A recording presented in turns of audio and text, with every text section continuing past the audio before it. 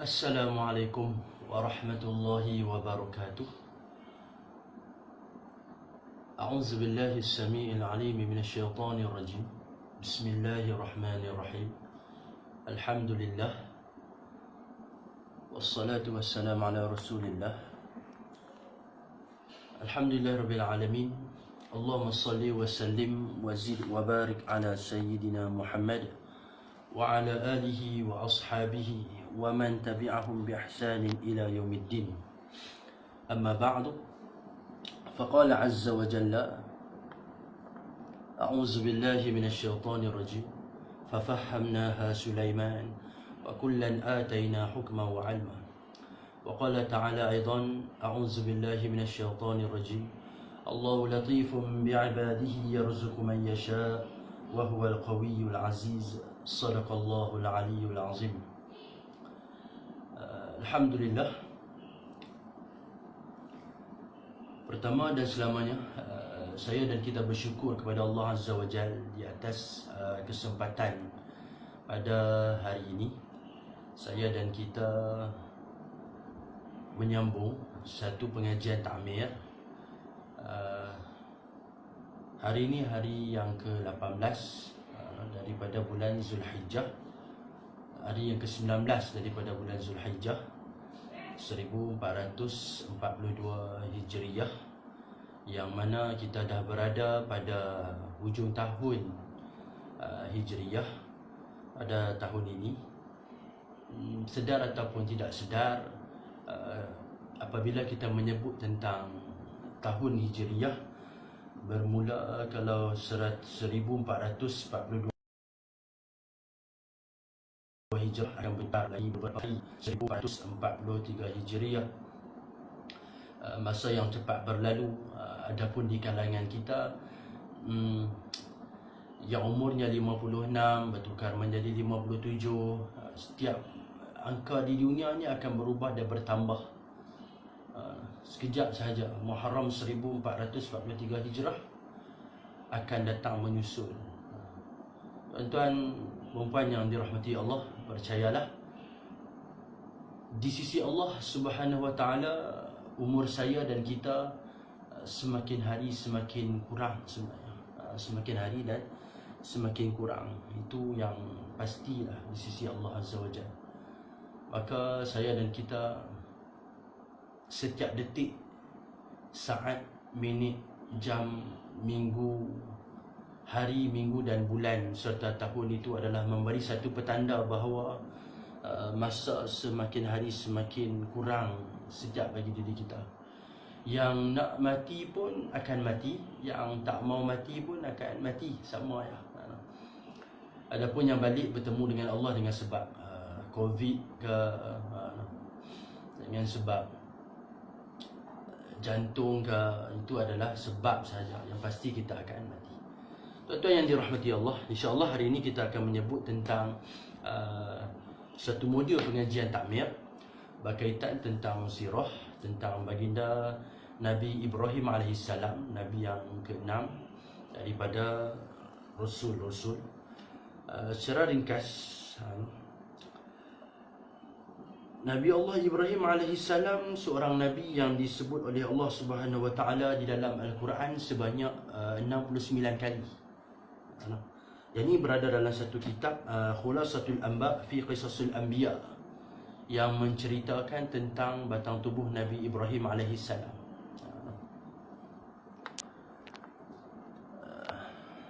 Tayyib. Boleh saya sebut sebagai selingan saja bilangan nama-nama Nabi dan Rasul di dalam Al-Quran.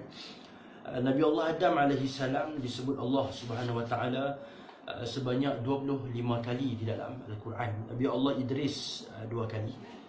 Nabi Allah Nuh AS antara Nabi Ulul Azmi, Nabi yang disebut 43 kali. Nabi Saleh, Nabi Hud AS Allah sebut dalam Al-Quran 7 kali. Nabi Saleh 10 kali. Nabi Ibrahim AS 69 kali, antara Nabi Ulul Azmi. Nabi Lut AS, anak saudara Nabi Ibrahim, 27 kali Allah sebut di dalam Al-Quran. Nabi Ismail AS, anak anda Nabi Ibrahim, 12 kali di dalam Al-Quran. Nabi Ishaq, anak Nabi Allah Ibrahim 17 kali di dalam Al-Quran. Nabi Ya'qub 18 kali. Nabi Yusuf 26 kali. Nabi Ayub 4 kali. Nabi Shu'aib 10 kali Allah sebut di dalam Al-Quran. Nabi Musa alaihissalam, Nabi Ulul Azmi, di antara Nabi yang paling banyak Allah sebut namanya di dalam Al-Quran 136 kali. Nabi Harun alaihissalam yang diutuskan bersama Nabi Allah Musa disebut 20 kali namanya di dalam Al-Quran. Nabi Zulkifli 2 kali. Nabi Daud alaihissalam 16 kali. Nabi Sulaiman bersama dengan ayahandanya bersama angka yang sama 16 kali. Nabi Ilyas 3 kali. Nabi Ilyasa 2 kali. Nabi Yunus alaihissalam 4 kali. Nabi Allah Zakaria 12 kali. Nabi Yahya 4 kali. Nabi Isa 25 kali. Termasuk bilangan yang disebut Al-Masih ataupun disebut sebagai Ibnu Maryam, semua berjumlah 25 kali. Nabi Muhammad sallallahu alaihi wasallam Allah menyebut dalam Al-Quran sebanyak 25 kali. 4 kali nama Muhammad dan 1 kali nama Ahmad. Di surah Al-Fath, semua maklum tu. Tuan-tuan yang dirahmati Allah, surah Al-Fath. Tayyib. Nabi Allah Ibrahim alaihissalam, seorang nabi yang dilahirkan di Babil ataupun hari ini disebut sebagai Babylon. Babylon di Iraq. Babil di Iraq. Allah Subhanahu wa taala menyebut di dalam Al-Quran, "Wadhkur fil kitab Ibrahim innahu kana siddiqan nabiyya."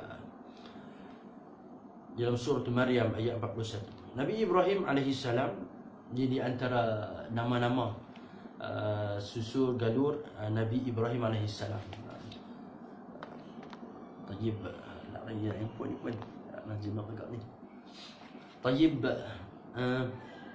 Ibrahim ibn Tarikh, ibn Nakhur, ibn Sarukh, ibn Rahu, ibn Faligh, ibn Abir, ibn Shalih, ibn Akhfaz, ibn Sah, ibn Nuh. Dalam Al-Quran Allah Subhanahu wa taala menyebut nama ayahanda Nabi Ibrahim adalah Azar. Azar. Azar. Sebagian ulama mengatakan Azar itu adalah tarikh. Ada juga namanya tarikh. Samalah seperti nama Sayyidina Abdul Muttalib, ayahanda kepada Abdullah, ayah kepada Nabi Muhammad sallallahu alaihi wasallam. Ninda ataupun datuk Nabi. Abdul Muttalib juga asal namanya adalah Syaibah. Syaibah, nama yang pelbagai, nama-nama orang dulu, bukan hanya nama orang sekarang yang banyak namanya, juga di kalangan orang-orang dulu juga banyak nama mereka dan juga gelaran-gelaran mereka. Tayyib. Nabi Ibrahim alaihissalam tinggal di satu kawasan bernama Babil di Iraq. Ketika itu zaman pemerintahan Namrud atau Numrud. Yang ini disebut oleh Fadilatul Ustaz Tuan Guru Ustaz Hashim Jasin. Numrud, ada menyebut Numrud. Kaum Nabi Ibrahim alaihissalam ketika itu menyembah berhala. Ketika itulah berlaku satu yang kita sedia maklum bahawa Azar ayahanda Nabi Ibrahim, atau sebagian ulama mengatakan dia adalah bapa saudara Nabi Ibrahim, disebut dalam ni oleh Syekh Dr. Hisham Kamil Hamid Musa Al-Azhari yang oleh kitabnya Khulasatul Anba fi Qasasil Anbiya, yang diterjemahkan oleh Al-Fadilah Al-Mukarram Al-Ustaz Muhammad Syahid bin Syahabuddin, bahawa Azar adalah ayah saudara Nabi Ibrahim. Mula mendakwah akan Nabi Ibrahim kepada ayahanda saudara beliau dengan penuh hikmah, seorang tukang yang menempa patung berhala ketika itu. Tayyib. Nabi Allah Ibrahim alaihissalam, saya sebut secara ringkas, kita nak sebut satu kisah tentang ada satu tajuk dalam satu kitab yang menceritakan kisah Nabi yang diceritakan oleh Nabi Muhammad sallallahu alaihi wasallam tentang Nabi Ibrahim pernah berbohong 3 kali. Tentang perkataan bohong tu mungkin agak kasar, nanti kita akan jelaskan. Tapi berlaku di zaman ini ketika remajanya Nabi Ibrahim di Babil, di Iraq. Nanti kita akan lebih detailkan perkara tersebut. Saya sebut secara ringkas ni, dalam masa setengah jam ni, tak lama pun. Baik. Tayyib. Lantas kemudian berlaku setelah itu tentang berhala, sehinggalah Nabi Ibrahim dicampakkan ke dalam api. Semua sedia maklum. Allah Subhanahu Wa Taala selamatkan Nabi Ibrahim. Saya sebut secara ringkas. Nabi Ibrahim kemudiannya bertemu dan menghadap dengan Namrud, menghadap sang raja, kemudian berdakwah kepadanya. Setelah itu kaum Nabi Ibrahim menyembah binatang, menyembah bintang, mereka menyembah bintang. Setelah kemudiannya Nabi Ibrahim berhijrah ke Syam, ke bumi Syam, membawa diri bersama isteri baginda Sayyidatina Sarah alaihissalam, juga bawa dengan anak saudara baginda yang bernama Nabi Lut alaihissalam. Nabi Lut alaihissalam anak saudara Nabi Ibrahim. Lut bin Haran ibn Tarikh, itu maksudnya. Daripada tarikh ni lah, Tok Wan Nabi Allah Lut, anak dia nama Haran, yang tu adalah sepupu atau kita kata dengan Nabi Ibrahim. Lut anak saudara Nabi Ibrahim, saudara Nabi Ibrahim. Kemudian menuju ke Syam, menetap di Palestin.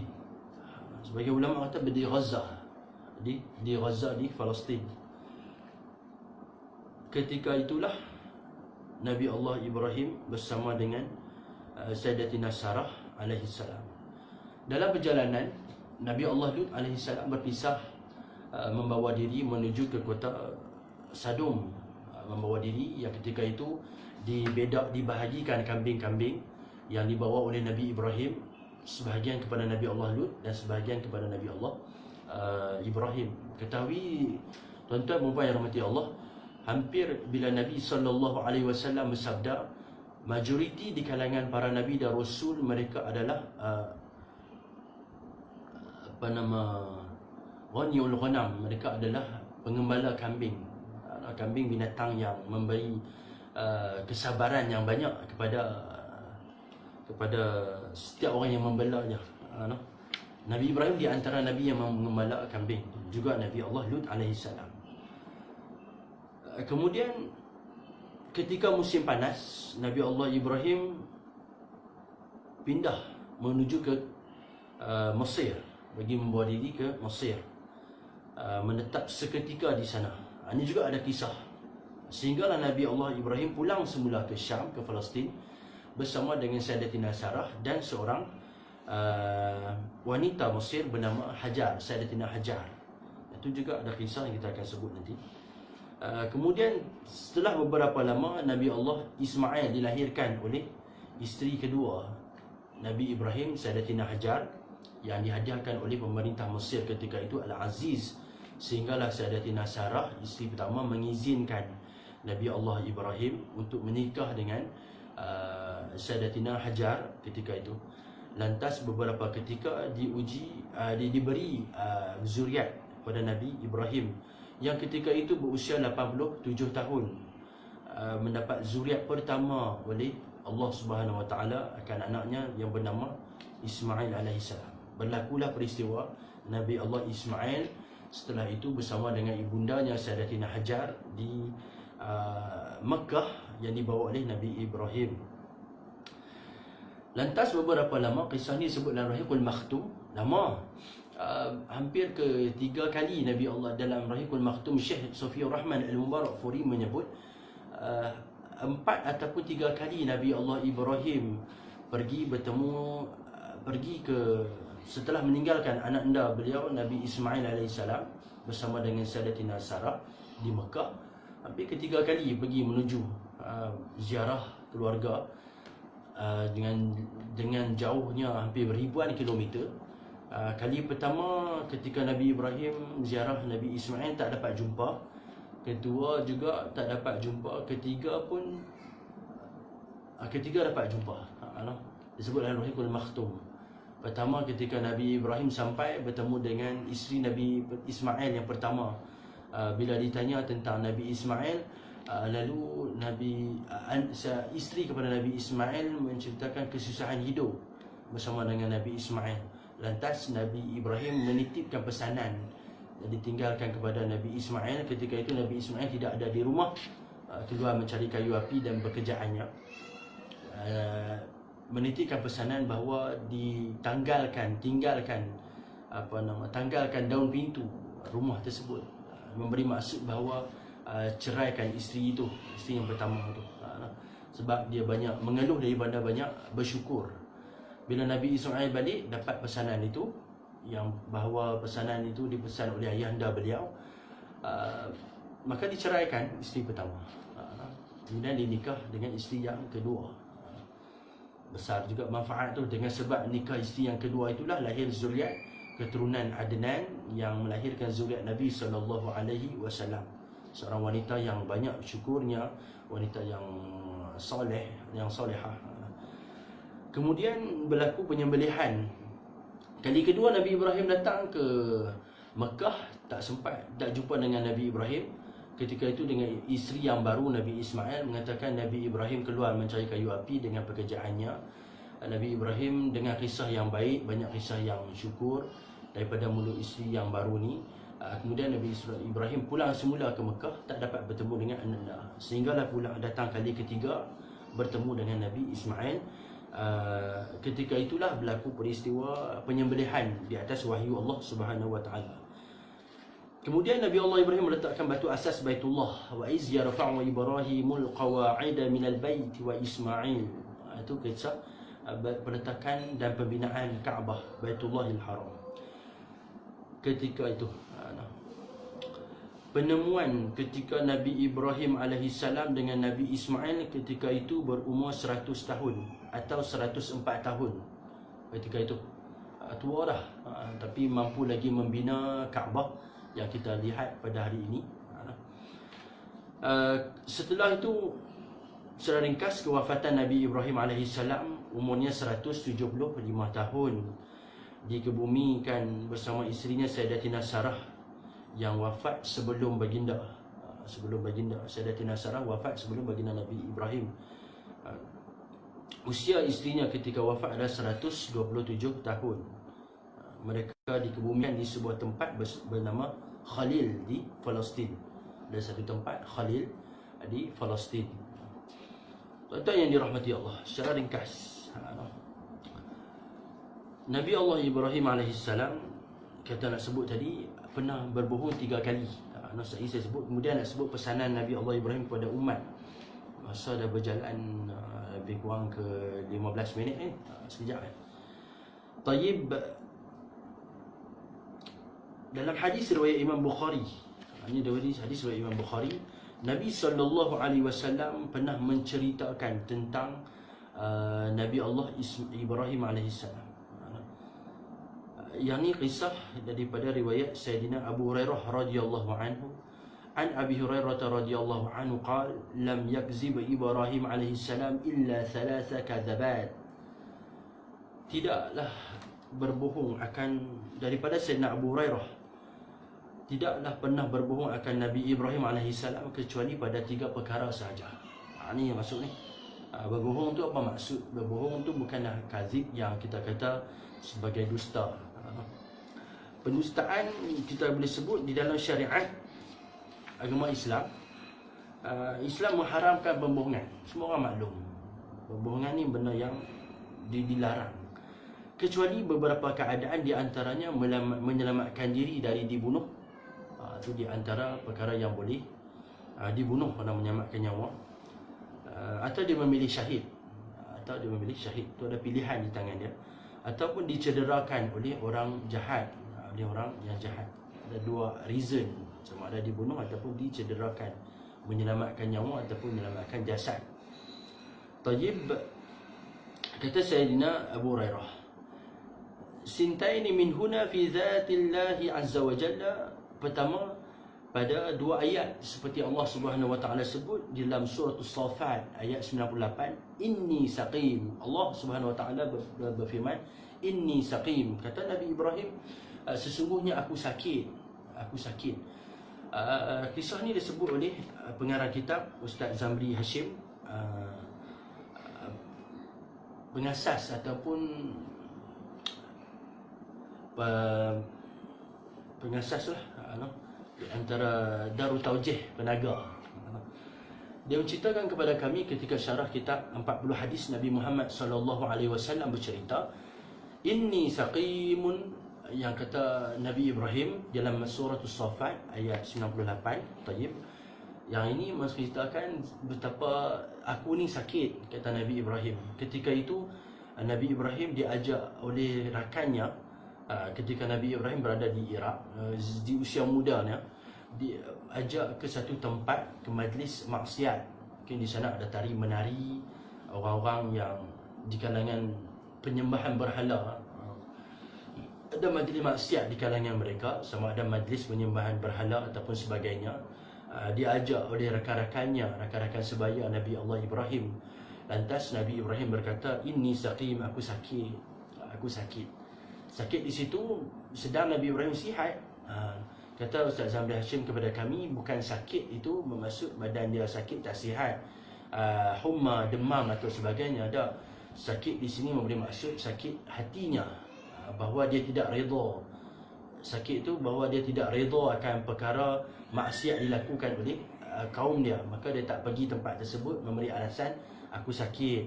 Sakit dia sakit hati dia. Maka dia berkata tersebut bukan bohong di atas zahir bahawa badan dia sakit, tapi memberi maksud pada batiniah Nabi Allah Ibrahim tu sakit pada hati dia yang tidak redha terhadap maksiat. Kedua, firman Allah Subhanahu Wa Taala tentang bal fa'alahu kabiruhum hadza dalam surah Al-Anbiya ayat 63. Yang ini kisah tadi, kisah ketika mana mudanya Nabi Ibrahim, seorang anak yang berada di satu rumah, seorang penempa patung berhala ketika di zaman pemerintahan Namrud, iaitu Azar.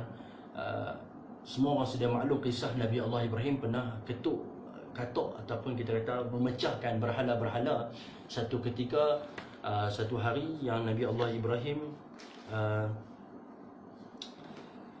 menuju ke satu diajak, ketika itu mereka ramai-ramai menuju ke satu tempat, sehinggalah meninggalkan Nabi Ibrahim seorang diri. Dia masuk ke satu tempat dan merosakkan patung berhala berada di sana, lalu menggantungkan kapak yang digunanya untuk menghancurkan berhala-berhala tadi pada satu berhala yang sangat besar, berhala yang besar, paling besar. Ketika itulah mereka, seluruh kaum-kaum dia, Azar, Namrud, semua berasa marah kerana dijahanamkan berhala tadi.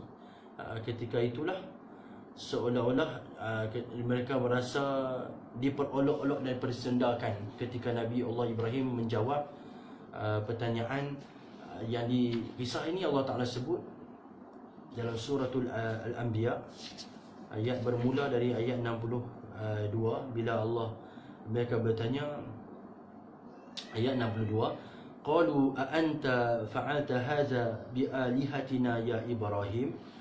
Kata mereka, adakah kamu yang melakukan perbuatan ini terhadap Tuhan-Tuhan kami, wahai Ibrahim? Qalu, kata Nabi Ibrahim, qala bal fa'alahu kabiruhum hadza fas'aluhum in kanu yantiqun. Kata Nabi Ibrahim, sesungguhnya, tanyalah, sebenarnya patung yang besar itu yang melakukannya, maka tanyalah kepada mereka berhala itu jika mereka dapat berbicara. Di sini Fadilatul Ustaz Zamri Hashim kata kepada kami, bal fa'alahu, yang tu Nabi Ibrahim berhenti dulu sebut bal fa'alahu kabiruhum hadza. Dia koma di situ, berhenti. Dia kata bahkan yang melakukannya. Dia berhenti. Kabiruhum hadza. Kemudian dia sambung, yang besar ini yang lakukannya. Bal fa'alahu, bahkan melakukannya. Bahkan ni seolah memberi jawapan, yang melakukannya adalah Nabi Ibrahim. Bal fa'alahu, yang melakukannya tu menunjukkan pada Nabi Ibrahim. Kabiruhum haza, kemudian terus dia kata kabiruhum haza, yang besar ini melakukannya. Pertama dia sebut seolah-olah menunjukkan pada diri dia. Kemudian baru dia sebut kabiruhum haza, yang besar itu. Mereka dapat jawapan seolah-olah memperolok-olokkan mereka. Itu jawapannya. Yang Allah Subhanahu Wa Taala mengampunkan Nabi Ibrahim alaihissalam. Yang ketiga, kisah yang panjang ketika mana Nabi Allah Ibrahim menuju ke Mesir. Sampai di sana satu raja yang ketika itu berkenan dengan Sayyidatina Sarah. Di antara Sayyidatina Sarah ni, di antara wanita rupawan yang cantik lah. Daripada beliau lah lahir Nabi Allah Ishaq. Ketika itu, ketika Nabi Allah Ishaq dilahirkan, Nabi Allah Ibrahim umurnya 100 tahun lebih dah. Tayyib, kita tak pergi ke situ. Nabi Allah Ishaq dilahirkan 13 tahun setelah Nabi Allah Ismail. Yang ini disebut dalam Fiqhul Harakah oleh Tuan Guru Abdul Hadi Awang. Nabi Allah Ibrahim ketika menuju ke Mesir, berada di sana yang kita sebutkan tadi ketika musim panas. Raja ketika itu berkenan melihat seorang wanita bersama dengan Nabi Ibrahim, iaitu isteri. Maka dia menghantar seorang utusan istana untuk dia bersuka, berseronok dengan wanita tersebut. Sebab dia nampak segala wanita yang ada, yang rakyat dia, wanita yang rakyat kepada raja tersebut, dia berhak untuk bersama dengan wanita tersebut yang mana dia teringin dan dia kehendak. Bila utusan istana datang bertemu dengan Nabi Ibrahim, dia mengatakan tentang hadis Sahih Bukhari ini, inna huna rajulan ma'ahu imra'atun min ahsanin nas fa arsala ilaihi fa arsalahu anha. Maka dihantar satu berita untuk bawa kepada Sayyidatina Sarah bertemu dengan raja, utusan tadi. Lalu Nabi Ibrahim menitip pesanan. Ketika mana Nabi Allah Ibrahim menghadap berjumpa dengan utusan raja tadi, ditanya tentang wanita tersebut. Nabi Ibrahim kata, ditanya, man hazihi, siapa wanita ini? Lalu Nabi Ibrahim berkata, ukhti, saudaraku, ukhti. Fa'ata Sarah qala, lalu sebelum Nabi Ibrahim memberi Sarah kepada utusan tadi dengan keyakinan bahawa nusrah Allah akan membantu, Nabi Allah Ibrahim pergi bertemu dengan Sarah dengan secara personal. Kata Nabi Allah Ibrahim, ya Sarah, laisa ala wajhil ardi mu'minun ghairi wa ghairika wa ghairaki. Ketahuilah bahawa tidak ada seorang pun di muka bumi ini yang beriman kepada Allah melainkan aku dan kamu saja. Inna hadza sa'alani fa akhbartuhu anki annaki ukhti. Maka apabila kamu ditanya tentang diri kamu, siapa kamu dengan aku, katakan kepada mereka, sama ada Namrud atau sama ada pemerintah Mesir tanya pun, jawab kepada mereka, kamu adalah ukhti, saudara perempuanku. Fala tukazibini, maka jangan kamu dustakan aku. Ikut apa yang aku suruh.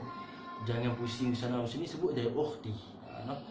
Fa arsala ilaiha, kemudian diantarnya Nabi Allah Sarah tu kepada utusan tadi, dibawa kepada raja.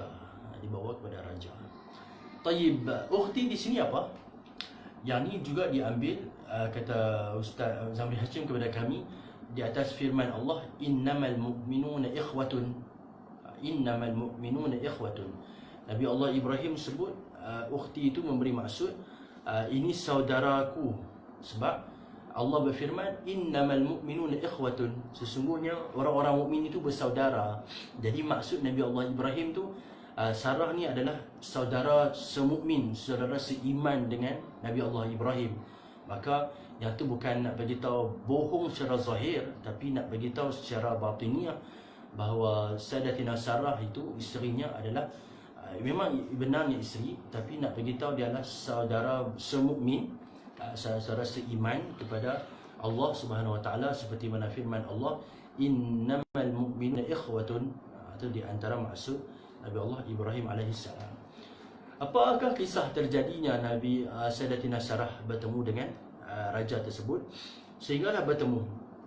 Maksudnya beliau bertemu dengan raja, berlaku kisah. Ketika mana Sarah bertemu dengan raja, menghadap raja tersebut, lalu raja bertindak melulu untuk menghampiri Sarah alaihissalam. Tiba-tiba tangannya yang untuk memegang Sayyidatina Sarah menjadi kaku.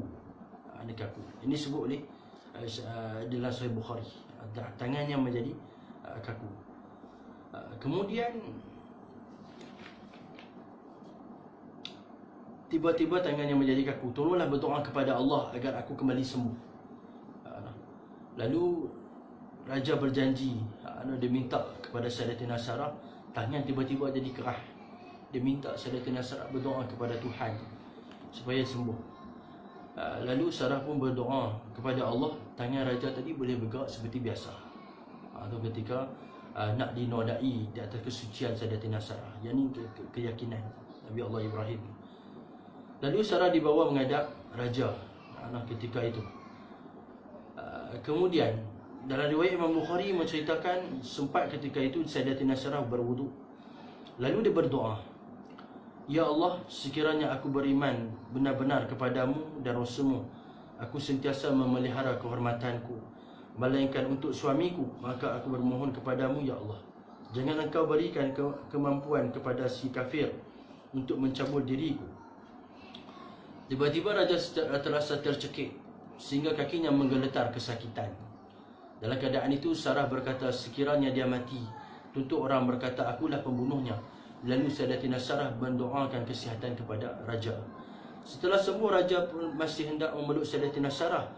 Lalu jadi peristiwa kedua, beliau tercekik seperti tadi, bahkan lebih sakit daripada itu. Lalu dia berkata, dia berdoa kepada Allah. Kemudian dia berjanji, raja berjanji kepada Sayyidatina Sarah untuk tidak mengapa-apakan lagi. Kemudian raja memanggil pengawal. Kemudian dia berkata, wanita ini bukan wanita biasa, bawakan wanita ini pergi dan berikan hamba aku yang bernama Hajar kepada Sarah. Bawakan seorang wanita bernama Hajar ini kepada wanita ini, kerana dia, aku rasakan bukan wanita yang biasa, dia wanita yang luar biasa. Sebab berlaku beberapa peristiwa aku dengannya di dalam bilik tersebut. Doa tersebut, kata Ustaz Zamri Hashim kepada kami, doa bagus untuk wanita mengamalkannya. Allahumma in kuntu amantu bika wa bi rasulika wa ahsantu farji illa ala zawji fala tusallit alayya al-kafir faghutta hatta raqada bi rijlihi. Itu di antara doa Nabi Sayyidatina Sarah. Doa ni bagus untuk diamalkan untuk seluruh wanita. Sebab dia di antara doa, kata Ustaz Zamri Hashim kepada kami, untuk mengelak daripada dicabul, dirogol ataupun diapa-apakan.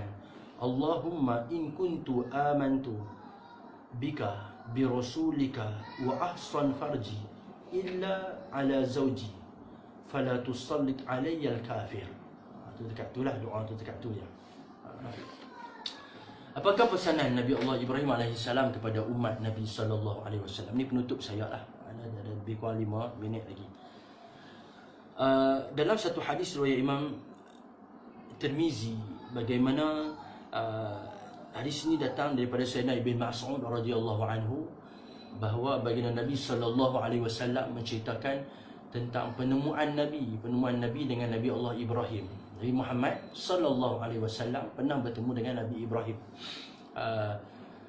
wajah dengan wajah, bila peristiwa Isra wal Mi'raj. Laqitu Ibrahim alaihi salam lailata usriya bi. Aku ketika mana di Isra Mi'raj kan, ketika malam Isra Mi'raj, aku dipertemukan Nabi Allah Ibrahim. Nabi cerita. Ini ada hadis dalam kitab Riyadhus Salihin. Qala ya Muhammad, Nabi Ibrahim bertemu dan berkata kepada Nabi Muhammad, wahai Muhammad, akri ummataka minni salam, sampaikan kepada umatmu salam aku, sampaikan salam aku kepada umatmu. Akri ummataka minni salam. Nabi Allah Ibrahim pernah memberi salam kepada kita, kirim salam. Nabi Allah Ibrahim alaihissalam, tuan-tuan, dia bukan Nabi yang kita boleh kata setiap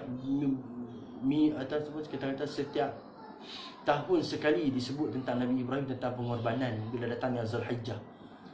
Ketahuilah bahawa Nabi Allah Ibrahim ni satu Nabi yang Allah Ta'ala izinkan dia untuk kita sebut namanya setiap hari. Waktu bila? Waktu sembahyang, ketika mana kita tahiyat akhir, Allahumma salli ala Muhammad wa ala ali Muhammad kama sallaita ala Ibrahim wa ala ali Ibrahim. Jadi Nabi Allah Ibrahim memberi salam kepada kita.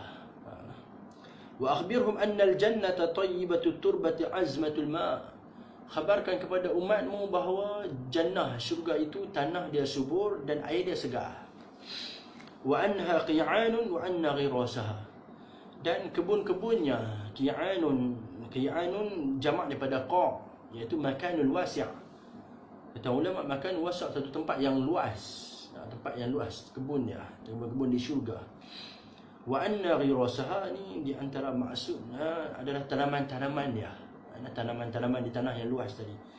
Subhanallah walhamdulillah wa la ilaha illallah wallahu akbar.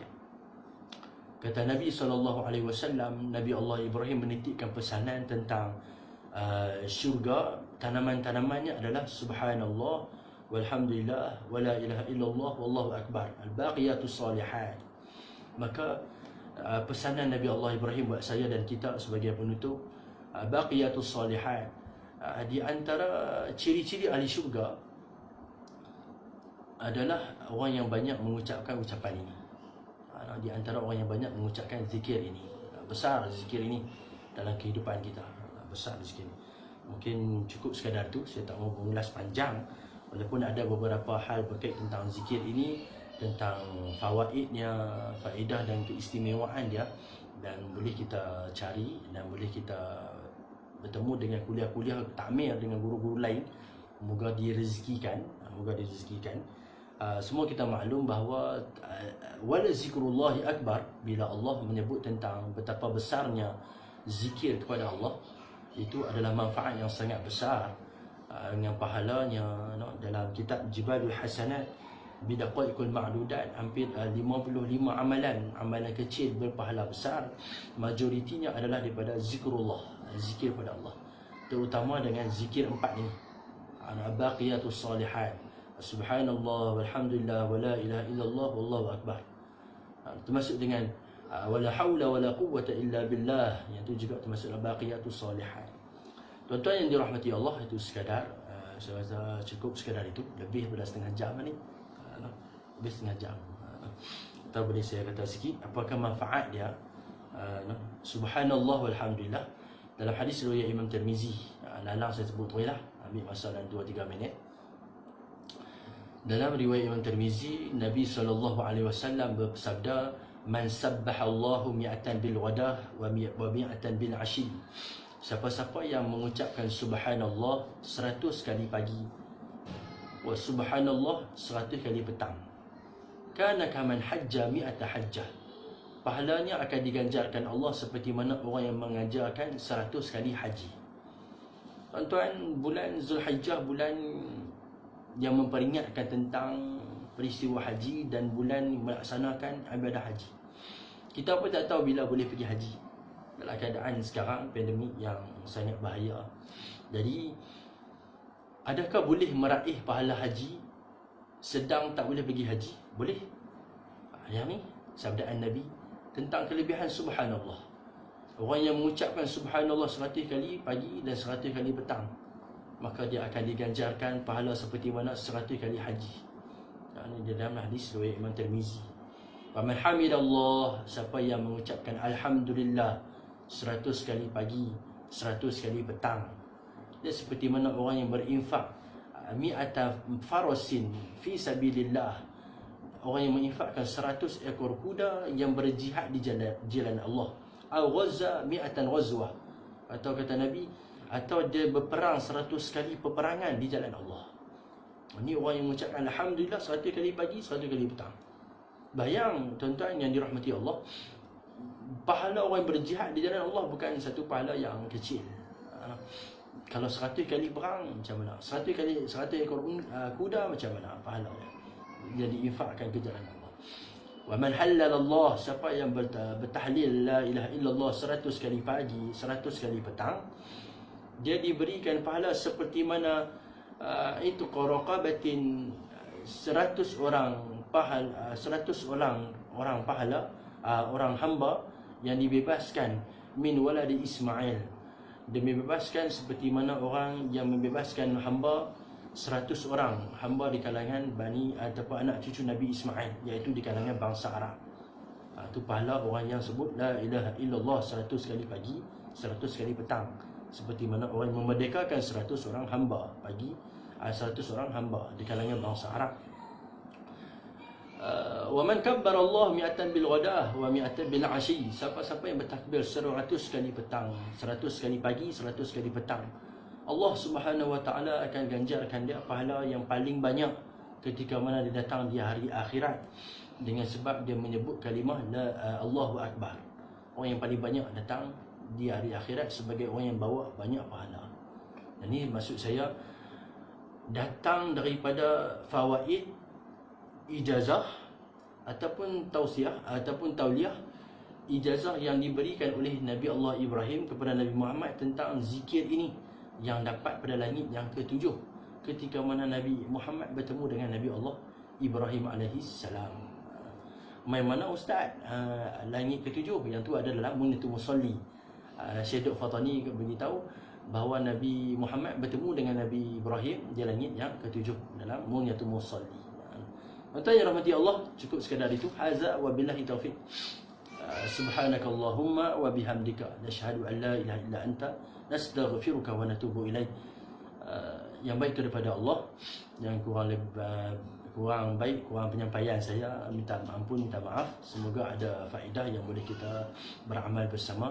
Aku qawli hadza wa astaghfirullahal azim li wa lakum. Assalamualaikum warahmatullahi wabarakatuh.